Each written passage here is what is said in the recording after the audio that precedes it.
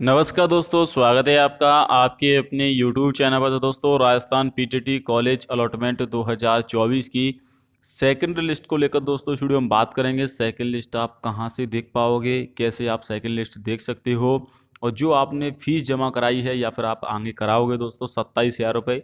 दो किस्त में आपसे फ़ीस ली जाती है। 5,000 रुपये तो दोस्तों आपके काउंसलिंग के समय ले लिए जाते हैं, साथ में आपके 22,000 रुपये बाद में आपसे लिए जाते हैं। ओवरऑल 27,000 रुपये फ़ीस लगती है। तो फीस आपकी वापस कैसे होती है, उसके लिए क्या करना होगा आपको, किन किन छात्रों को फीस वापस मिलेगी, किस कैटेगरी के छात्रों को मिलती है, क्या प्रोसेस रहता है।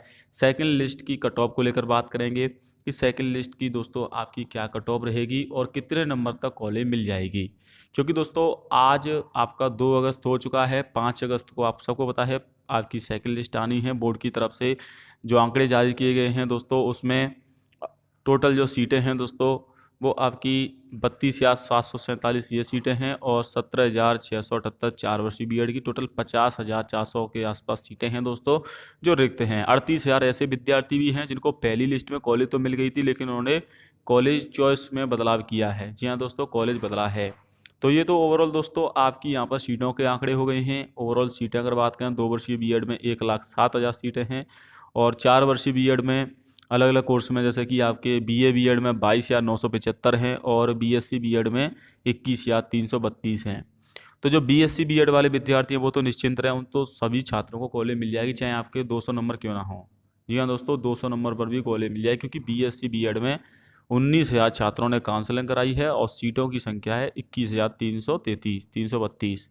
यानी कि दोस्तों सभी छात्रों को कॉलेज मिलेगी। हाँ, ये ज़रूर हो सकता है कि दोस्तों कॉलेज आपको थोड़ा दूर मिल जाए, यानी 200 नंबर है तो थोड़ा दूर कॉलेज मिलेगी, क्योंकि पहले जो नज़दीक कॉलेज दी जाएगी वो ज़्यादा नंबर वालों को मिलेगी, लेकिन कॉलेज सभी को मिलेगी दोस्तों। ऐसा कोई भी विद्यार्थी नहीं बचेगा जिसने काउंसलिंग कराई हो कॉलेज नहीं मिले, तो क्योंकि इसमें सीटें आपकी दोस्तों कम भरी हैं। इसके अलावा बीए बीएड में भी दोस्तों अगर बात करें तो बीए बीएड जो 4 वर्षीय है उसमें भी काफ़ी सारे छात्रों ने काउंसलिंग तो करा ली थी, लेकिन एडमिशन नहीं किया है, क्योंकि दोस्तों उन्होंने बाद में बीएसटीसी के लिए भी काउंसलिंग कराई है। क्योंकि 4 वर्षीय बीएड 12th पास विद्यार्थी करते हैं, तो ऐसे में सीटें खाली जाने की संभावना। तो 4 वर्ष बीएड वाले तो सभी छात्रों को कॉलेज मिलेगी। 2 वर्षीय बीएड में 1,07,000 सीटों के लिए 1,55,000 छात्रों ने काउंसलिंग कराई थी। तो इसमें थोड़ी सी कट ऑफ बनेगी। बाकी दोस्तों इसमें भी ज़्यादा कट ऑफ नहीं जाती है। आर्ट्स वालों की तो 270 तक कॉलेज मिल जाएगी तीसरी लिस्ट आते आते। अब दोस्तों आपसे जो फीस ली जाएगी बोर्ड की तरफ से 2 चरणों में फीस ली जाएगी। देखिए 5 अगस्त को तो आपका री कॉलेज अलॉटमेंट होगा, यानी कि सेकंड लिस्ट आएगी, और जिन्होंने कॉलेज चेंज करवाई हैं वो आएगा दोस्तों। और 9 अगस्त तक आपको फ़ीस जमा करानी होगी 22,000 रुपये। तो दोस्तों आपको जो फीस जमा करानी होती है टोटल 27,000 रुपये, वो आपकी वापस होती है। कैसे होती है दोस्तों, उसके लिए आपकी समाज कल्याण विभाग की तरफ से छात्रवृत्ति दी जाती है। वो छात्रवृत्ति के रूप में दोस्तों स्कॉलरशिप के रूप में आपकी फ़ीस पूरी वापस आ जाती है।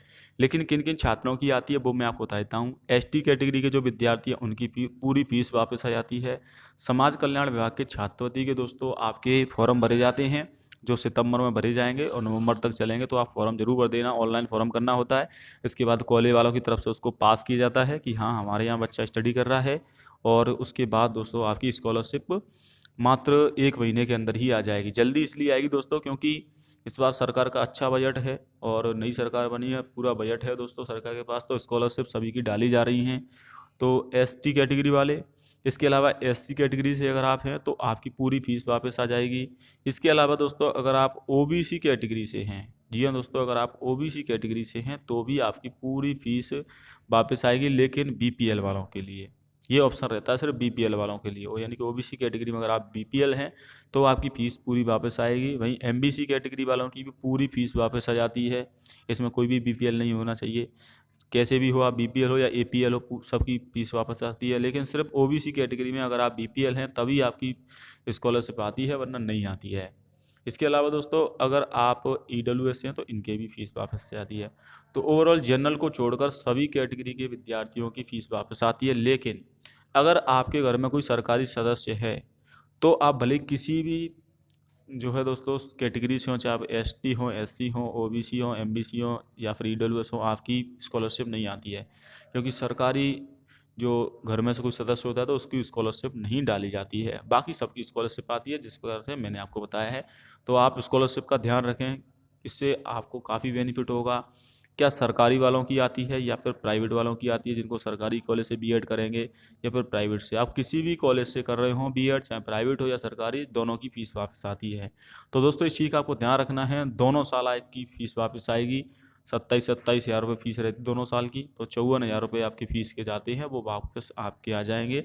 लेकिन अगर आप लापरवाही करोगे, आप फॉर्म नहीं भरोगे, आपकी जिसकी 200 डेट निकल जाती है, काफ़ी सारे छात्रों की नहीं भर पाते हैं, तो उनकी फ़ीस वापस नहीं आती है। तो आपकी लगभग फ्री में ही हो जाती है, 8-10 हज़ार रुपये ऊपर के खर्च हो जाते हैं दोस्तों बस, क्योंकि आपके जो बोर्ड फॉरम है उसकी फ़ीस नहीं आती है। आपकी जो मूल फ़ीस है वो वापस आती है, बोर्ड फॉरम है, किट वगैरह हैं, इनकी दोस्तों अलग से है। इसकी 8 से 10 हज़ार में आपकी टोटल 2 साल में बीएड हो जाती है। 4 साल वालों की भी आती है दोस्तों, 4 साल वालों की चारों साल आती है, तो उनको भी दोस्तों वही नियम रहेगा जो मैंने आपको बताया है। तो ये दोस्तों आपको सितंबर में, हालांकि मैं आपको अपडेट कर दूंगा जब आपका समाज कल्याण विभाग के द्वारा स्कॉलरशिप के फॉर्म शुरू होंगे, तो मैं आपको अपडेट करूंगा। इसके साथ में दोस्तों जिन्होंने 5 हज़ार रुपये देकर काउंसलिंग कराई है, अगर इसको कॉलेज मिल जाएगी तो फीस में ऐड हो जाते हैं, वरना अगर कॉलेज नहीं मिलती है तो आपके 100 रुपये कट होंगे, 4900 रुपये आपके अकाउंट में आएंगे। उसके लिए भी आपको फ़ीस रिफंड का ऑप्शन दे दिया जाता है बोर्ड की तरफ से, आप फ़ीस रिफंड करा सकते हो।